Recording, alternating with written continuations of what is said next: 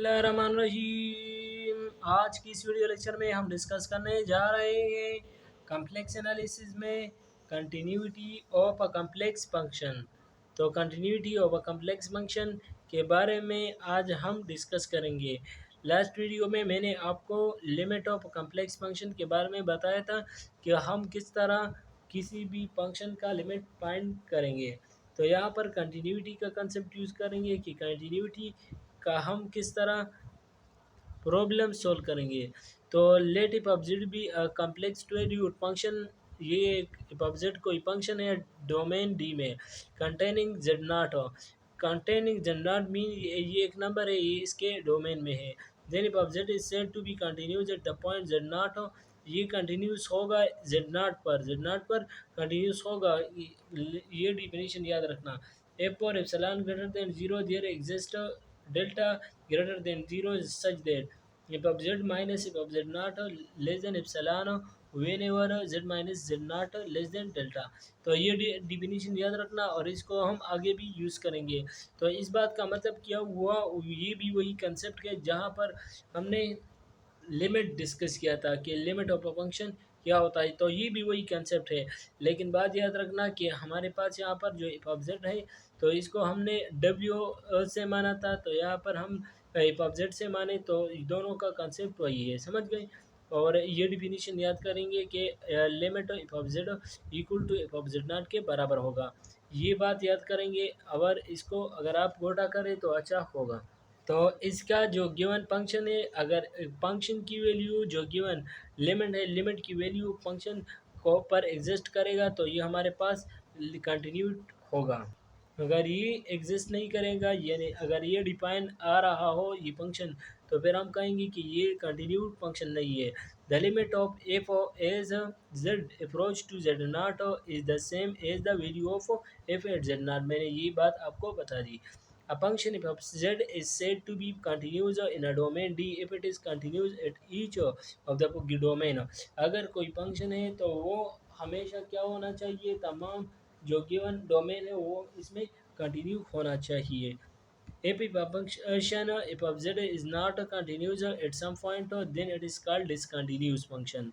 तो इसको हम डिसकंटिन्यूस फंक्शन कहेंगे या पॉइंट वाइज कंटिन्यूस फंक्शन कहेंगे। समझ गई, कोई फंक्शन है वो कई पॉइंट पर कंटिन्यूस है तो इसको हम कहेंगे कि ये पॉइंट वाइज कंटिन्यूस फंक्शन है। अब हम रिमूवेबल कंटिन्यूटी डिसकंटिन्यूटी।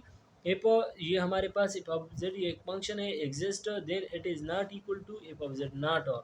ये बात याद रखना कि अगर कोई फंक्शन है जिसका limit f of z exist करता है लेकिन ये इक्वल नहीं होता, then f of z is removable discontinuous function and then z naught is removable discontinuity because redefining f of z naught is the same as f of z. ये बात याद रखना, इसको मैं एग्जांपल के तौर पर करूँगा तो आपको ये क्लियर हो जाएगा। समझ गए कि अगर एफ ऑफ जेड क्या करता है, इसका लिमिट एग्जिस्ट करता है लेकिन ये वैल्यू इसके बराबर नहीं आता। तो एग्जांपल करते हैं इस पर। साइन फंक्शन है limit z approach to zero sine z by z. अगर limit z approach to zero sine z by z आ जाए तो आपको मालूम है कि इसकी वैल्यू हमेशा किसके बराबर होता है, 1 के।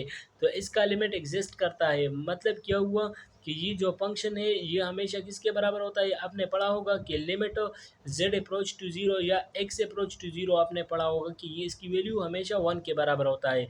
ये आपने एक थ्योरम में पढ़ा होगा।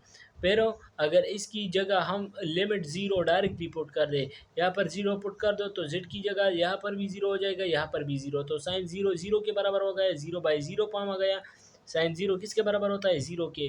तो इसका मतलब क्या हुआ कि दोनों से ज़ीरो बाई ज़ीरो फॉर्म आ गया है, तो ये अनडिफाइन हो गया। Hence f of z is discontinued, क्या हो गया, डिसकंटिन्यूस है at z equal to zero which is removable discontinuity.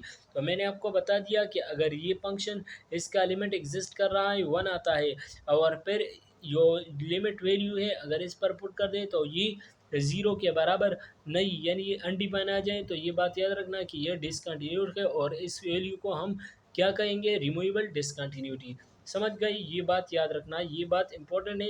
ये लिमिट भी एग्जिस्ट करना चाहिए और इसका जो वैल्यू है जो गिवन एलिमेंट है वो भी एग्जिस्ट करना चाहिए। ये दो बात ये है।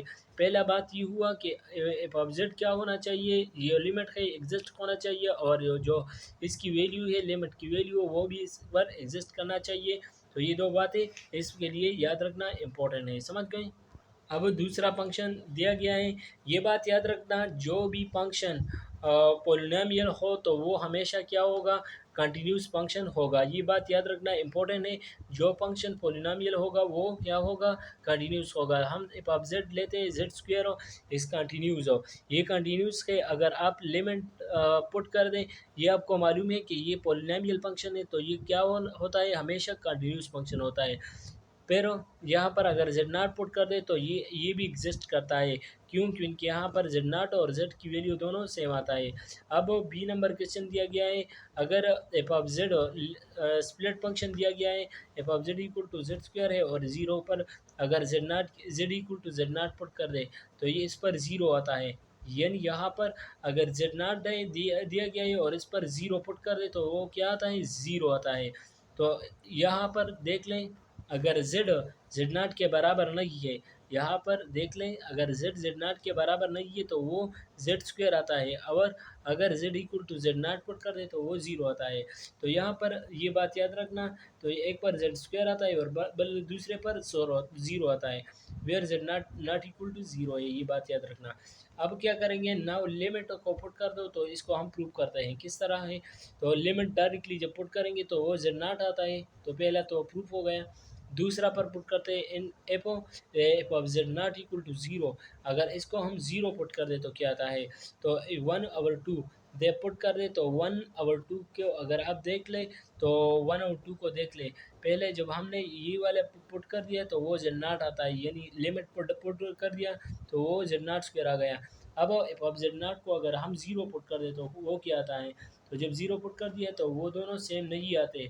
तो आप देख सकते हैं कि एफ ऑफ जेड नाट की वैल्यू और एफ ऑफ जेड नाट जो लिमिट की वैल्यू है वो दोनों सेम नहीं आता, therefore it is not continuous at z equal to z naught या ज़ीरो पर, समझ गए।